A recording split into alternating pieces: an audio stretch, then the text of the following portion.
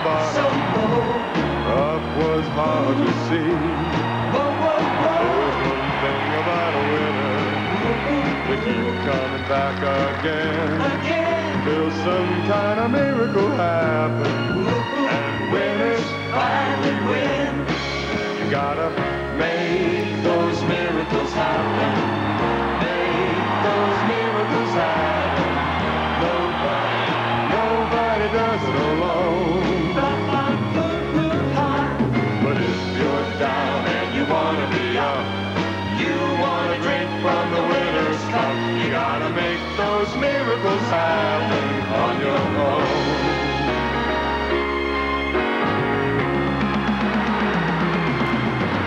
You've been waiting a long, long time, and you know you're a winner too.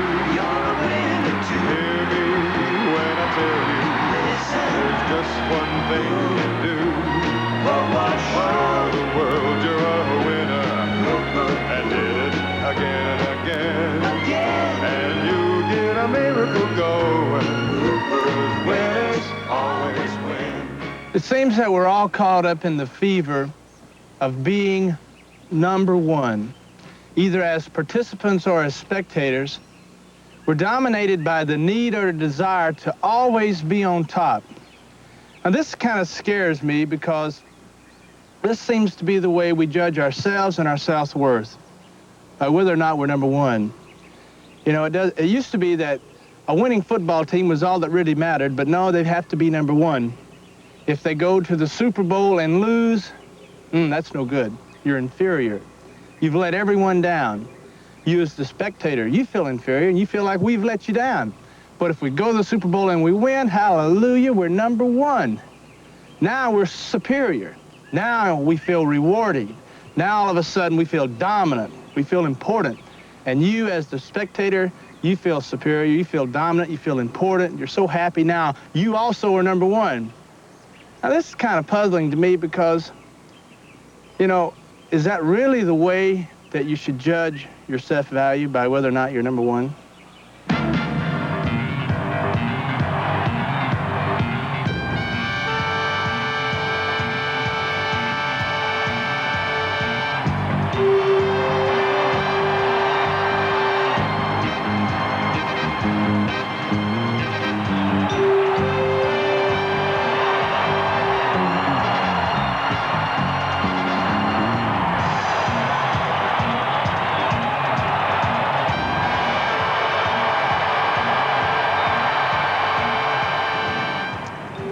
So a lot of people I represent being number one.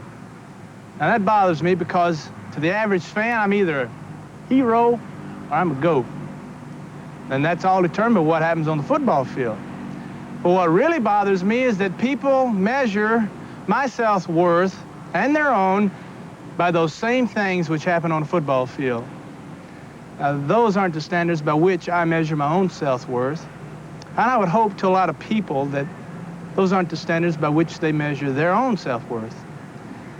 I guess you could say I measure mine by things such as faith, talent, and an understanding of how to use the talent, and with a very clear understanding of knowing exactly who I am.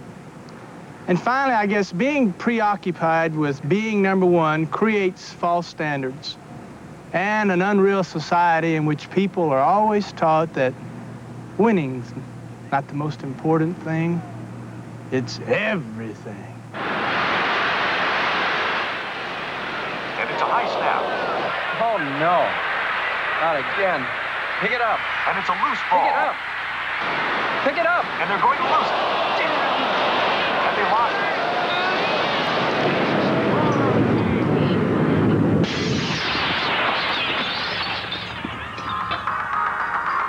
It's just a sport.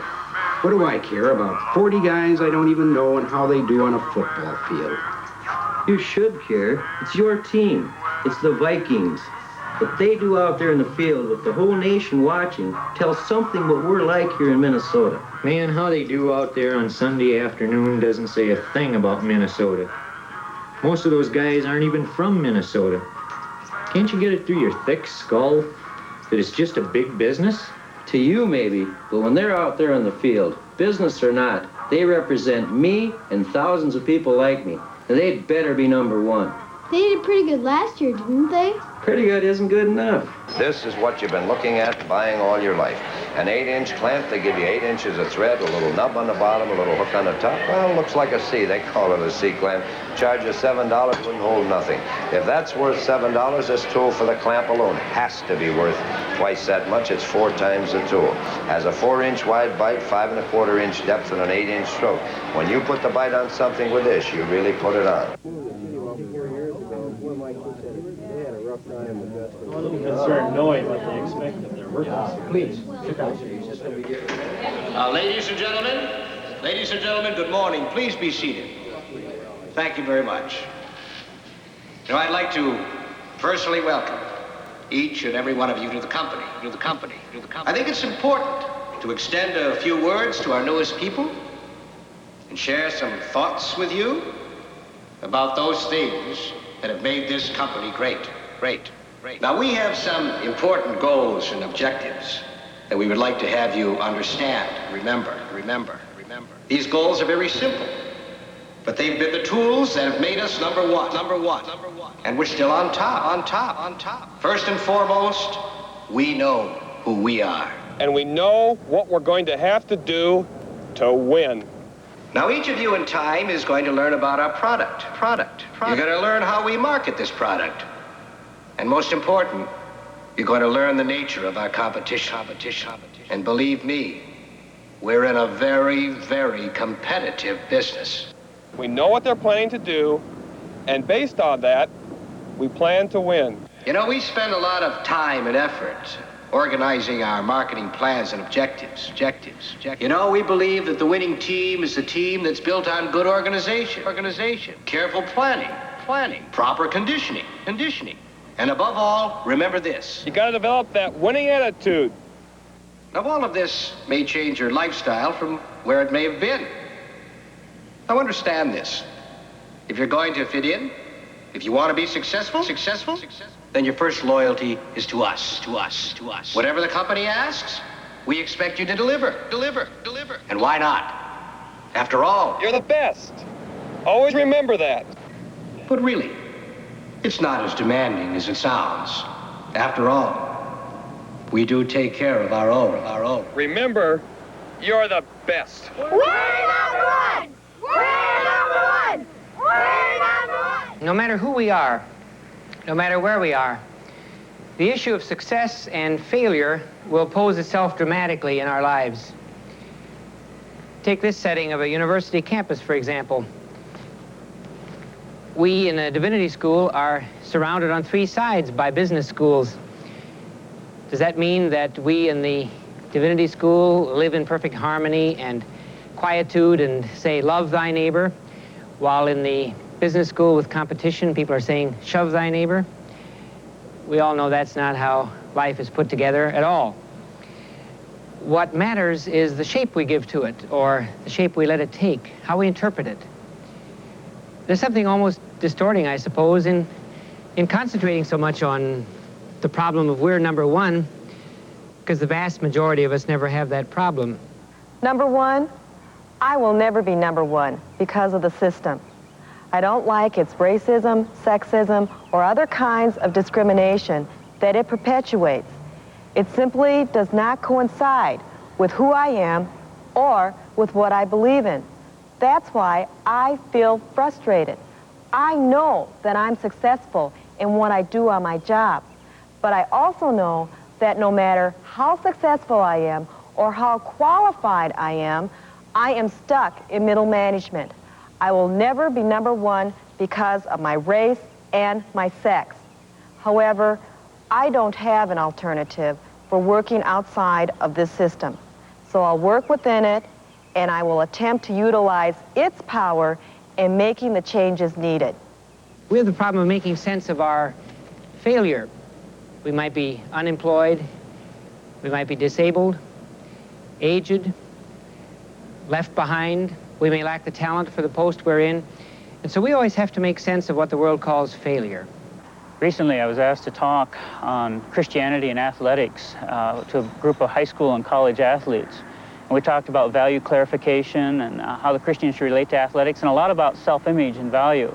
And afterwards, a young high school student came up and talked to me about what happened to him. And he said his junior year, he was all conference in wrestling. He'd put on weight during the summer, and now it was his senior year, and he had to lose the weight to get down to his old weight, and they put him in the sweatsuit and had him run around and lose the weight. And he said, I finally got down to the weight, but I fainted on the wrestling mat. I went home and fainted again. And he said, now I can't even make the wrestling team. He said, my folks are down on me, my coach is down on me, and all my friends are saying, what's wrong? And he says, it's good to hear I'm still worth something, even though I don't win on the wrestling mat. I think that it's exactly at this point that the figure of the cross of Jesus Christ has always meant so much to Christians, because as we see him in action, we see him much of the time being involved in what the world would call success, but he never let that success turn to pride. And when we look at the cross, we see what the world certainly has to count as failure, and he didn't let that turn to despair. We look at the cross and we call it victory. My name is Steve Ramsey. I don't know how many of you remember me, but I used to be the starting quarterback for the Denver Broncos. The reason I left football was because I was tired of being either the hero or the GOAT. It seemed the fans and the press expected you to be perfect and be some kind of false god or something and win every game, complete every pass, and go all the way to the Super Bowl and win the Super Bowl. This didn't correlate with my values because I felt that all a player should have to do is do the best he could. That's all a player can do. And I did the best I could for myself and my teammates, and that wasn't good enough for the press. It became so frustrating for me that I had to leave the game. Trying to live up to their goals was just too much. What I do now is sand and finish hardwood floors. I work individually with people in their own homes. I get a lot of job satisfaction because they're usually pleased with the work I do. And I'm here with my family. We're living in one location. It just seems more like a good lifestyle to me than the one we had before.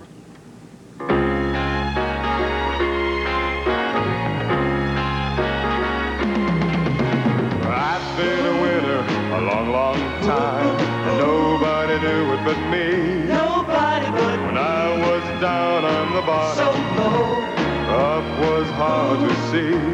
Whoa, whoa, whoa. There's one thing about a winner, they keep coming back again, till some kind of miracle happens, and winners finally win. You gotta make those miracles happen, make those miracles happen. Nobody does it alone. But if you're down and you wanna be up, you wanna drink from the winner's cup, you gotta make those miracles happen on your own. I think it's natural that we try to settle arguments about whether being number one matches being Christian, or the need to humble ourselves and be tramped on matches being Christian, by reference to biblical texts and by the sayings of Jesus. But as you listen to each side chop out a little passage, a little text to quote against the other, you find it's a very futile venture.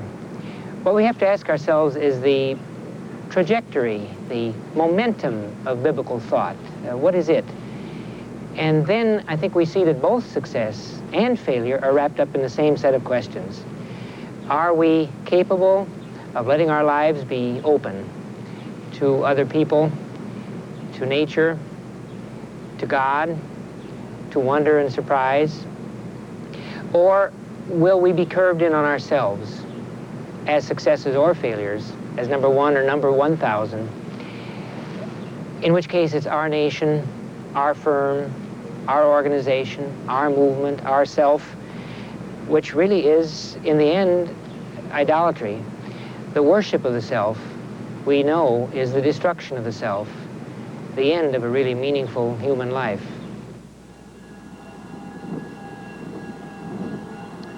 I learned many years ago as a salesman for Bethlehem Steel Company the importance of doing well in my job, because I observed how the people in our plant depended upon me to bring in jobs so they could continue to work. And so in my role as sales manager for Bethlehem Steel, I've tried to impress upon our people the importance of doing well. People in this plant and other plants of our corporation depend upon us to do a good job so they can continue to work. It isn't only a matter of being number one in the steel industry. For us, it's a matter of trying to survive in a very, very competitive environment. As a Christian, I find some tension in this environment because on the one hand, I understand that God accepts me based on whose I am and not what I do. But on the other hand, as a manager, I am forced to judge people based on their performance and evaluate their work. And it's difficult to bring together these two seemingly different values of God's acceptance of us based on whose we are and our evaluation of other people based on how they perform. It's a tension, but I think it's the kind of tension that we must deal with and somehow bring together in our American society. Tuesday's out. I'll be in London on the computer project. We finished the market study. The group is buying over $10 million worth. Okay. Friday looks good. I should be back by then. Let's have lunch at the club. Good. Bye-bye.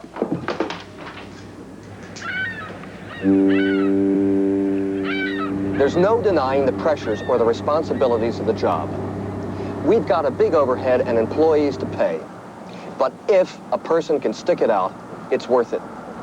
I may not be famous to the general public, but in my business, I'm well known and respected. Look, our company specializes in taking high technology electronic products overseas. We've got to be the best. We've got to be on top of the market all of the time. Nobody wants to do business with number two. And I like living well. I belong to several clubs. I speak throughout the country. I count top businessmen and politicians as friends. I live in a nice house, and I travel because I make a good living. I think we have to make a distinction between the drive for excellence and the drive for domination. Excellence is something we need more of, not less of in life. And we value it, whether it's in friendships, in expertise, in relations between employers and employees, in the arts, in violin playing, or whatever. The problem comes with the drive for domination when it takes over. If I don't know who I am or what I'm worth unless I have my foot on your throat and have to do you in, then a hollowness takes over in life. And if that happens, there's nothing left but human cruelty and destruction. I don't have any hang-ups about what I do or how I do it. And I feel good about myself. I make responsible deals where both sides win. See, I think that I can be on top without knocking down the other guy. In fact, I think being number one with yourself is the only way that you can help the other guy be number one as well. And I don't like dealing with the second string. Tropia.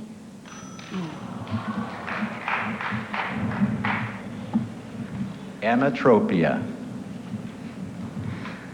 Comes from Greek. Right. Ametropia. Emitropia.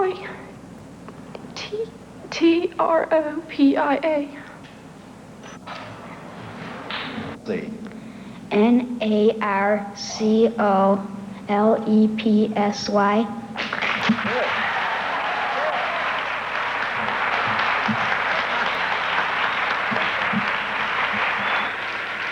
I think it's important, critically important, to realize that there's a difference between being number one and the need to be number one. As adults, we have been heavily influenced by our past experiences, by those experiences that we've had through infancy and childhood in relationship with parents and friends. And it's in this way we've developed a value system. Through this value system, we may ask ourselves, what does it take to be number one? And we then compare ourselves. I've been there on top. As a governor and senator, I played what a lot of people would call number one role. I've experienced most of the complexities that come with that kind of influence, and I know how it can affect people. When I was governor, then senator, I had power.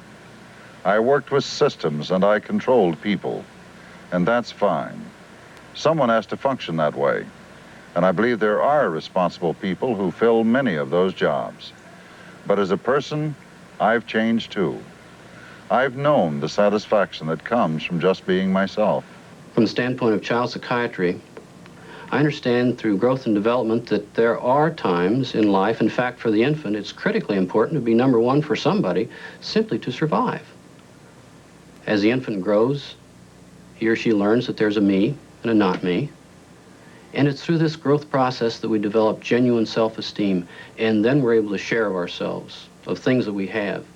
We become comfortable with ourselves, and it's in this comfort that we're able to develop our full and maximum potential. We're able to get ahead, but not necessarily at the expense of others.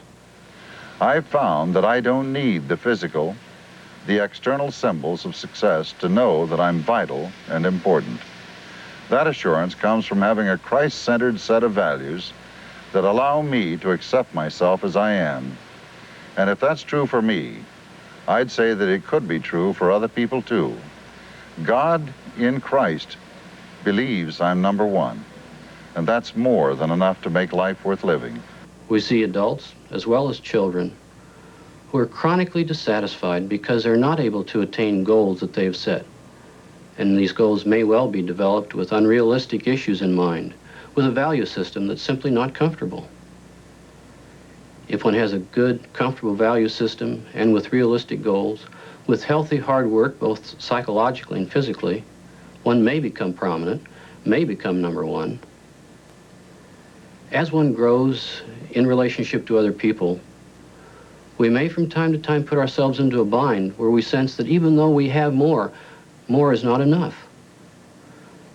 The question is, can we be satisfied? Can we be satisfied with number one, with number 5?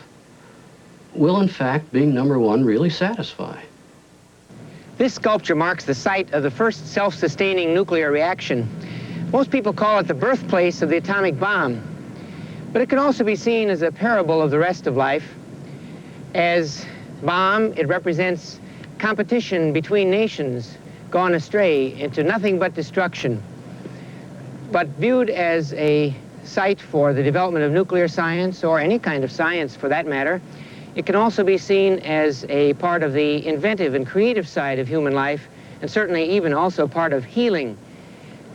Can't all of us look at life from both of those aspects or dimensions? Are any of your heroes barbers? There's no such thing as a second best hero. You know as well as I do, America loves a good machine. This is the #1 slicer in America. And I don't like dealing with the second string. People want their heroes to be the best. I have to remind you, this is the #1 knife in the country at the present time. Well, it ends up creating false standards and results in a very unreal society. That God judges me not based on my performance, but accepts me based on whose I am. Pretty good isn't good enough. I will never be #1 because of the system. Develop our potential, yes, but for ourselves, not to meet some unrealistic standard set by society. And I don't care what anybody says, we've got the #1 French fry cutter in America here today. Competition is built into life. It's a part of life. It won't go away. The problem is that left to itself, it will do nothing but destroy. What has to happen is that some other principle take over in its place. And if that principle represents creativity and healing, life will be touched by an entire different outcome. I think it's important for each of us to see what part we play in the drama that poses destruction versus healing.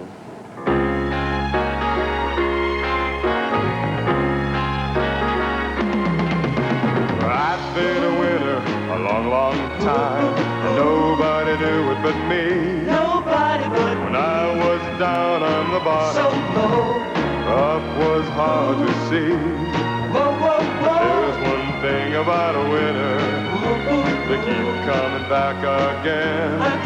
Till some kind of miracle happens, and winners finally win. You gotta make those miracles happen. Make those miracles happen. Nobody does it alone. But if you're down and you wanna be up, you wanna drink from the winner's cup, you gotta make those miracles happen. Okay, who's number one? Who's the best? Well, by now, the best college teams have played in the various bowl games, and the pros are sitting around waiting to see who's going to win the Super Bowl. It's funny how we can always find time to get away from football and baseball, yet we never can find time to get away from that desire and that need to be number one, whether that's in social life, private life, business. We're always trying to get to the top of that old heap which we think is so important. Maybe it's time we rethink about those standards which tell us what we're worth, faith, an understanding of who we are. Maybe we should ask ourselves, is being number one really all that we think it is, or hope it is? Me? Oh, I'm going to keep on doing my best, trying to use my God-given talents the best that I can. Not so that I can keep on being number one, but that I can make a contribution and hope that what I do will help make someone else's life fuller. But it's almost distorting to talk about the problem of we're number one, because for most of us, that's never the problem at all.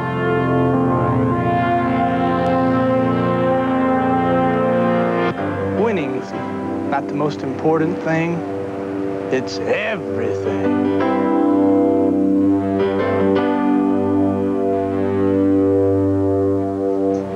Pretty good isn't good enough.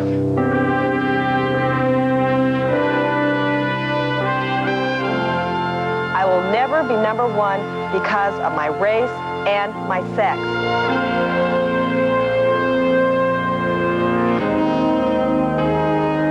And he says it's good to hear I'm still worth something, even though I don't win on the wrestling mat.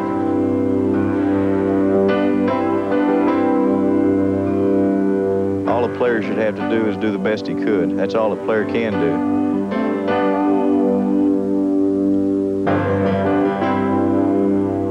I think we have to make a distinction between the drive for excellence and the drive for domination. Excellence is something we need more of, not less of in life.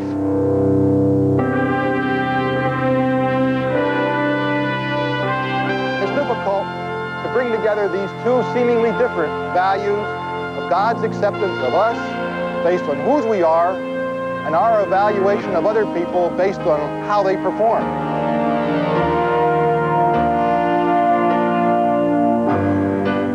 That assurance comes from having a Christ-centered set of values that allow me to accept myself as I am.